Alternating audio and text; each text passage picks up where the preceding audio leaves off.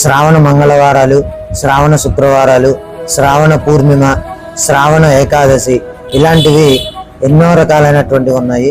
అందులో ప్రధానంగా మనం శ్రావణ మంగళవారాల గురించి చెప్పుకుందాము, తర్వాత శ్రావణ శుక్రవారాల గురించి చెప్పుకుందాము, శ్రావణ పూర్ణిమ గురించి చెప్పుకుందాము.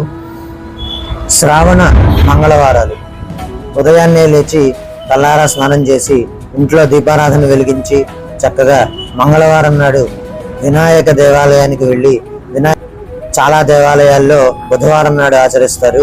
అయితే గణపతి పురాణోక్త ప్రకారం మంగళవారం నాడు వినాయకుడికి అభిషేకం చాలా విశేషమైనటువంటిది.